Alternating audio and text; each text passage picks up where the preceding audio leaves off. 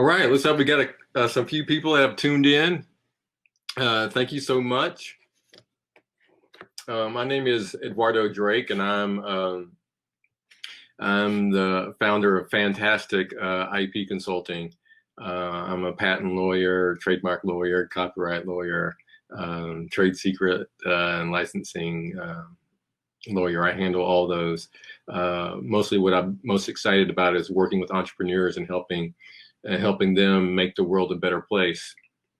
That's how I see my mission in the world, is helping entrepreneurs make the world a better place. I can't think of anything more exciting and inspiring to do than to help people who have a desire to create more value for others in the world. Today we're going to talk about, and I invite you, we have a small group, so if you want to tune in directly and ask questions and share and share more of your humanity in this session, I'd certainly love that.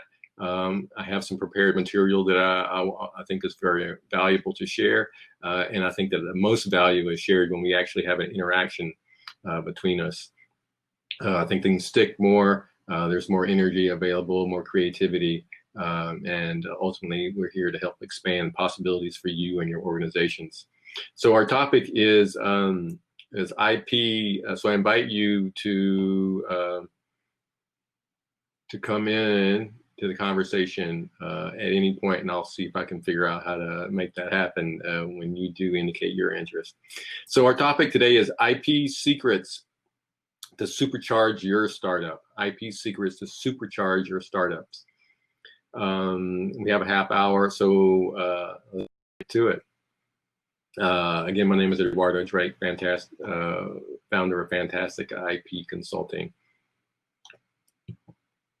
I'm going to share some key ideas with you here, and these ideas are powerful because, and I believe this is true for any idea, is one's mind once stretched by a new idea never regains its original dimensions. So I'm hoping to share things here that stretch and expand your possibilities forever. Help shape your thinking about how intellectual property can be valuable in your business, and how you can use your own understanding of that to transform how your organization is relating to the idea of intellectual property. Because I think that one of the problems we have is that people don't actually understand what intellectual property is. And if they don't understand that, then everything else is always murky and gray and is kind of out of reach. It doesn't really make a difference in your business. The other idea I want you to understand, and this is that lawyers are only as smart as their clients. And this is actually true for any advisor that you have. Any trusted confidant or mentor or whomever that is, we're only as smart as our clients, because if our clients don't have enough information and value and context and insight to be able to pick up the phone to call us or shoot us that email, then it doesn't matter how brilliant we are on our side of the relationship. You're not going to get the value of it in your organization. So one of the reasons that I'm really inspired to be talking to you today is to help get you smarter, so that whoever you're working with in whatever context it is, you understand that a key part of that is for you to learn enough so that you can actually make the call when something arises in your organization that needs some help. And sometimes you don't even know what the real question is that you have, but to have realize that there's something that's bothering you or troubling you, and it may be an opportunity, it may be a potential threat that you're sensing, and but be able to be smart enough to make the call to whomever your advisors are. So why care about intellectual property? Why care about IP? One of the big reasons I think that you need to understand is that we're in a day and age where ideas and information and knowledge and know-how are really what's driving our economy. The Brookings Institution did a study, it's probably more than a decade ago, old, that I came across it, that 80% of the value, the market value of the companies in today's modern era is based on intangible assets. Intangible assets. It used to be in the 70s and 80s, and even well before that, that the value of a company was rooted in its hard assets. It owned land, it owned equipment, it owned buildings, it owned real estate. That is not what makes the value of an enterprise today.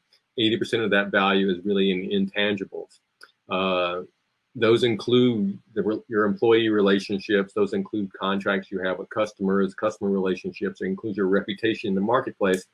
Beyond that, though, more tangibly, more concretely, in terms of intellectual property, it includes your patents, your trademarks, your copyrights, and trade secrets. Again, we're talking about 80% of the value of your enterprise. Many founders and startup leaders and organizations are interested in the value of their enterprise because they have some dream they're going to exit that enterprise someday. They're going to sell it to someone else. So part of what they'll be buying is a big part of what they're buying will be the intangibles.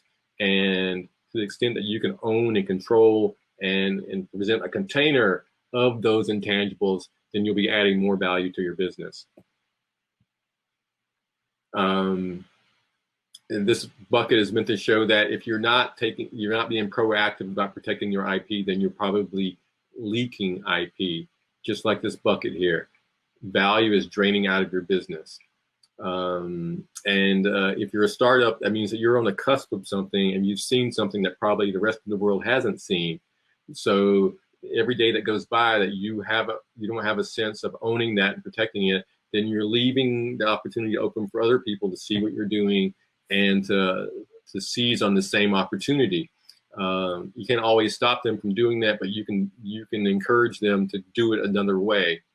The other reason to care about intellectual property is that we could be infringing on the intellectual property held by others. And with startups in particular, sometimes you don't have much to lose, so you don't oftentimes look to see if there are other people's rights that you're infringing. That can be a great strategy to get going and get started, but the more and more that you get invested into whatever enterprise you're in, then the more and more you have to lose if it turns out that you are infringing someone else's rights. So it's good to have at least some sense of that. Some sense of that. It can be very challenging in certain contexts. If you were building a new smartphone, there's so much intellectual property involved there. It'd be very difficult to actually get a handle on all the risks that you might be facing. And actually, even to do that financially wouldn't be even worthwhile. Make a financial investment in discovering all that. Sometimes it's better to ask for forgiveness and proceed. But with some enterprises, it's good to have some sense of what kind of risk you might be facing, particularly as your investment grows. So let me fix my slide here a little bit. So one of the most important things that I think that I want you to take away, one of the most important things I want you to take away from this talk is how to think about intellectual property. The key thing to take away and understand is that intellectual property is the bridges to value that you offer into the marketplace. Bridges to value. I'm going to go into this a little bit more deeply, but the idea is that there's people in the world who have problems. They want those problems solved. People with problems want to become people without problems. And you, as a startup enterprise or existing enterprise, you are a bridge. You're providing a bridge for those people to move from their state of having a problem to their state of not having a problem. And so intellectual property is really your ownership of the bridges that you create for those customers. And those bridges can take a variety of shapes in terms of the law, in terms of the patents and trademarks, the copyrights and the trade secrets. But ultimately, they're all bridges for you creating value for people. When we talk about patents in a second, some of this will come more clear, but the idea is that you're going to build a bridge, and people are going to access that bridge to get to a solution to their problem. And if you're going to profit in the biggest way that you can, you're going to want to own what those bridges are. Now, we're not going to get into a full discussion of property rights. There's a lot of thinking around, what are property rights and are property rights good and so forth. I'm operating under the assumption that property rights are good. I'm also very public-minded as well, as you probably are. There's some value that comes in the world when people are actually able to take ownership of certain, to express ownership and to build on ownership of certain property rights. So bridges to value. So ultimately, why you want to care about IP is that IP is owning what makes you, you. It's owning that set of bridges that the customer will use to access the solution that you have to provide for them. And you want to be different in the marketplace. Even the people that sell commodities, such as Walmart, right? Walmart isn't about providing particularly unique products and services. It's about providing products and services at a low cost, right? That's their differentiating factor, right? And they have slogans and trademark and so forth. That's part of what makes them different. Also Starbucks and so forth. So caring about IP is really about owning what makes you, you. So we're going to talk about two areas of intellectual property, patents and trademarks. The principles that I'll be illustrating through these two main areas that most people interact with, it's not to say that the other ones, trade secrets and copyrights, aren't relevant. We have a short period of time, and I want to illustrate certain principles, and so that you can take that away, because if you don't understand the fundamental principles, then your organization will not get excited. People in your organization will not be excited about intellectual property. And the point of it is, if you understand it enough, you can see that, hey, this is who we are. We're going to own who we are. So other people are going to have to decide who they are, and they're going to be someone else in the marketplace. They're going to be a different kind of bridge. And it's great that they're going to be their kind of bridge, but we're going to be our own kind of bridge. And if people want the experience of working with us, then they're going to come to us to get it. No one else is going to be providing that same experience. So let's talk about patents. The first thing to understand is, what is a patent? In a dry legal sense, a patent is a bargain between two sides. On one side, you have an inventor that's going to teach the public how to make and use an invention. And in exchange for that inventor teaching how to make and use that invention, the government is going to give exclusive rights to that invention. So there's a teaching, so it's a quid pro quo. Inventor must teach how to make and use something that's an invention, and the government will give exclusive rights if they meet that criteria. So again, it's a bargain. No one gets a patent for nothing.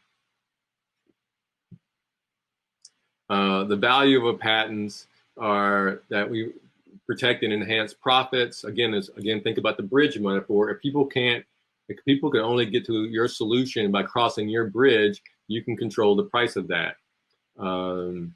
The patents can also be used to create bridges that you can prevent competitors from going across. And sometimes those bridges may not be actively used by you, but you can also have those to offset the competitors' patents as trading if you happen to get into a dispute. You can attract capital. All kinds of most investors are looking for enterprises that can create a sustainable value in the marketplace over time. That means profit margins. There's some other points here, but I'm not going to get into them for time's sake. So the question is, how do patents promote progress? Are they really good?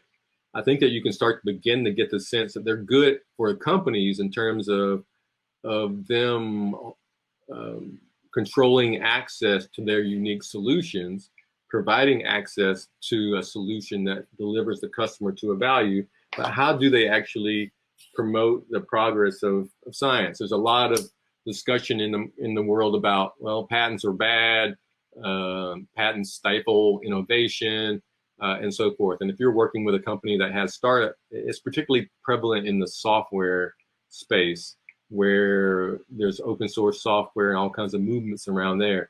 And those have been great movements in spearheading innovation, but there's still a room for patents. And I want to kind of illustrate, again, using the bridge metaphor, how patents are actually promoting the progress of the world through science and technology. So what we have is we have people on one side of the world. Ooh, I don't know if you can see that very well, a little glare. People on one side of the world have problems. And then people want to move to a part of the world that has solutions. Well, they want to move to a place where they don't have the problem anymore. And so patents are solutions to, are particular solutions to problems, and they're just like a bridge. So if someone gets a patent that covers a particular bridge, then people can access the solution through that bridge. Now, if someone comes along with another solution to the same problem, then they can get a patent on their bridge, and customers will have another route to get to the other side. So, or if they wanted to offer a product that incorporated the first person's solution, they could do that and then pay money or some other form of compensation to the first patent holder. Now, so in that sense, everyone who doesn't want to pay money to any of the previous patent holders develop their own solution. And their own solution will probably be different in the marketplace. They'll probably be pursuing a different kind of customer. Maybe one side is concerned with speed. Maybe one side is concerned with how comfortable the ride is across their own bridge. Maybe another side is concerned with, well, mine works for older people who want more extreme comfort. So you can have different solutions to the same or similar set of problems, but there's a different take on each one. And the patents encourage each person to find their own path to solution land. Now, the problem in today's age is that there's so many patents, and this is why I think people say that they have the argument that patents stifle competition, is that it used to be you could look and you can see these bridges. You would know that if you were going to go try to solve a problem for some customers, that you could see the bridges that were in place, and that those bridges wouldn't be, and you could see how to get around those bridges. Now there's so many patents and so many ideas in play that it can be challenging for entrepreneurs to figure out, well, where are the bridges? What are the bridges that I need to avoid if I don't want to have to pay anyone to cross their bridge? And many times they don't even want to look because it's so complicated. And if you've read a lot of patents like I have, you know that, well, I've experienced over 25 years that a lot of people don't like reading patents because they're not very easy to read. And so you have these barriers where people are not understanding what the bridges are. But that doesn't change the fact that when people actually bring their patent or file a patent application, describe how to make and use their invention, they're offering technology to the world, and they're going to teach it in a detail that helps people understand how to make and use it. So that's in a nutshell why patents are good and why they do encourage people to bring new solutions to the market and bring those solutions in a way that teaches other people how to use it. Lots of software and so forth is actually hidden, so it's difficult to see how it's actually working. So what can be patented? There's a lot of legal constructs around what can be patented. the most important thing for you to recognize in your startup is if you have something new and valuable, then you should ask the question, can we own this?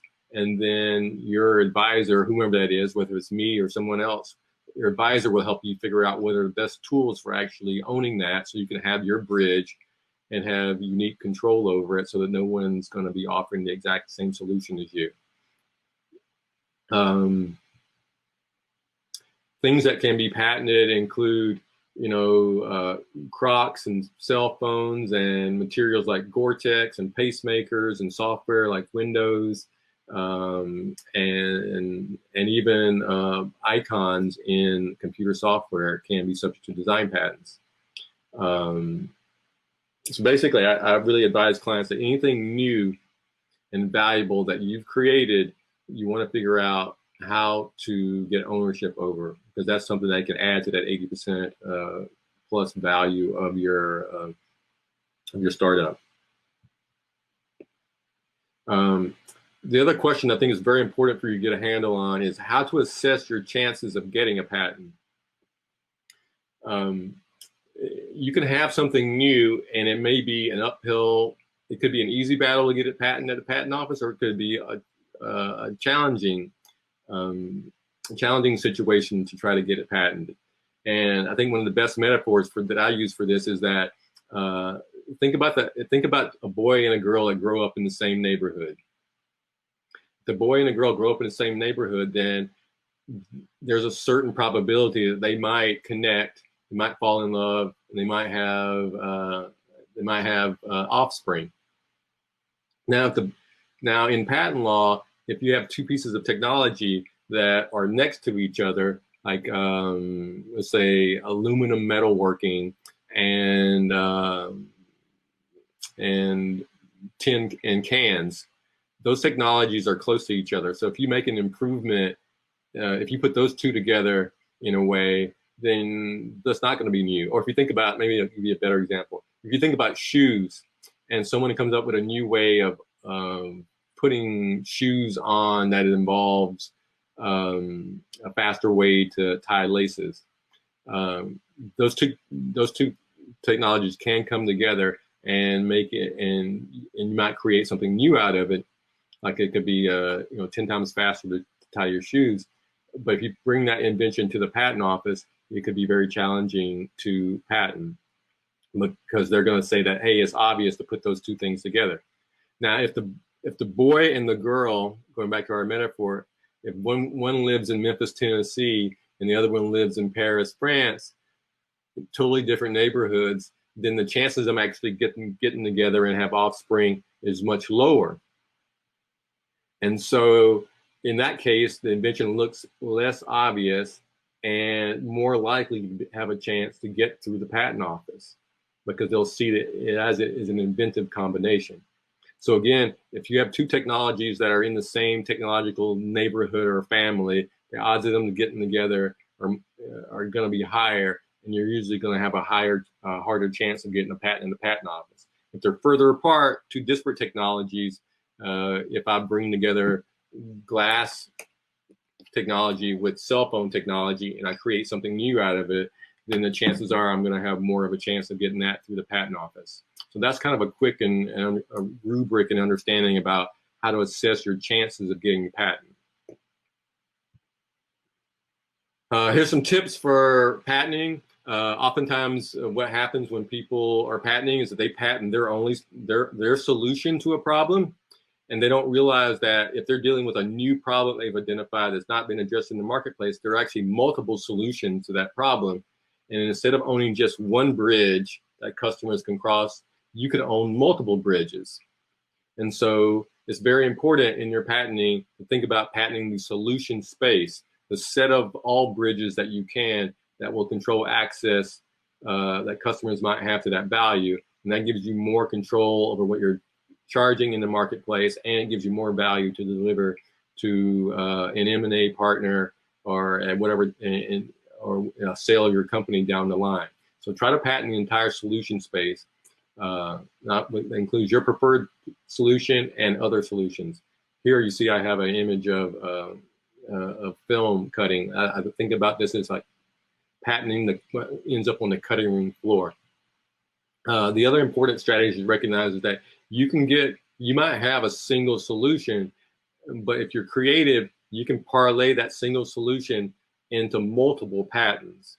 And there's strategies to do this. Generally speaking, it's called continuation strategy, where you refile the same patent application multiple times.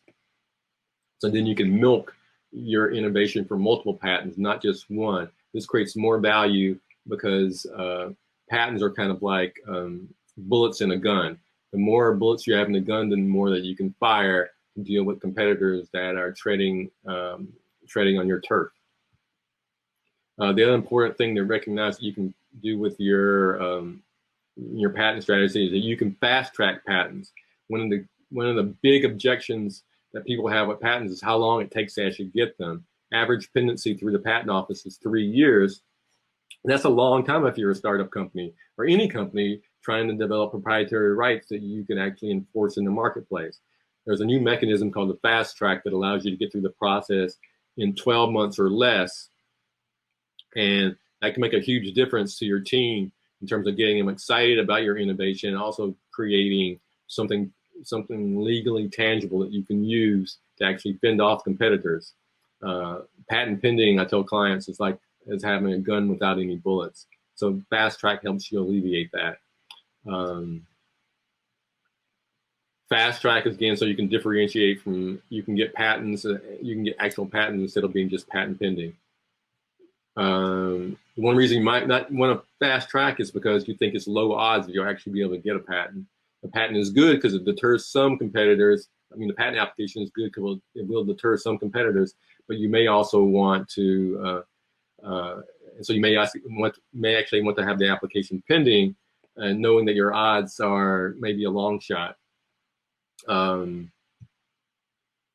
Quick thing about trademarks. Trademark is anything that is, again, a trademark is a point of access into your solution. It's part of your bridge, and having a new bridge that people can look for and know the cross to deliver, to receive the value that you have to offer is important. In a there's many things that can perform as trademarks: logos, names, symbols, colors, sounds, shapes, even shapes built into a product.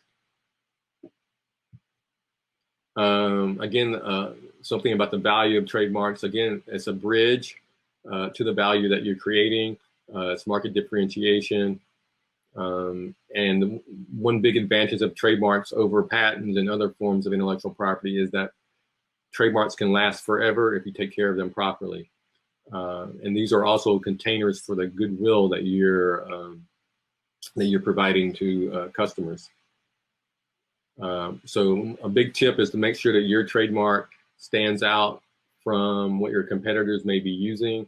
I oftentimes use the metaphor that trademarks are like piggy banks for your goodwill. Every time the customer has a positive interaction with your brand, whether it's an advertisement or it's actual receipt of a good or service that you're providing, is that they can add good coins to the goodwill bank. If they have a bad experience, they can remove coins. So what you want to do is to make sure that no one else is controlling your bank account, that you're in control of your own destiny. If you have a name, if you try to choose a name like McDonald's and you are actually successful in being able to use it, if McDonald's experience an internal crisis that diminish the value and perception of their brand in the marketplace, then you would be negatively impacted by that. So all the more reason to have something that's unique that you can stand behind.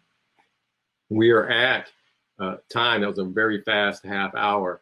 And there's so much more that could be said, but I think the key points you to understand is that intellectual property is about protecting what makes your organization unique in the marketplace, and that the things that you protect are the things that are to be the bridges that customers are going to cross to receive the value that you're offering.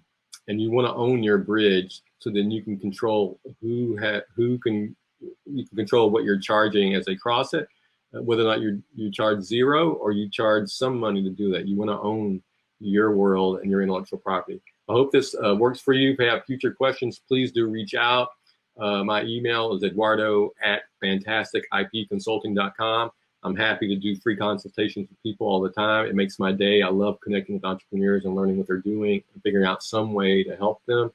My phone number is also listed here on the slide, 612-437-1773. I'd be happy to meet with you at any time. I wish you well in your entrepreneurial journey. And if there's ever a chance that I can meet and learn what you're doing, I'll be excited to that. If there's a way I can help, I'd love to do that as well. So that's it for today's presentation. Thank you again for tuning in. I look forward to meeting you someday. Maybe we'll do you can find me on LinkedIn as well. So thank you so much. Bye-bye.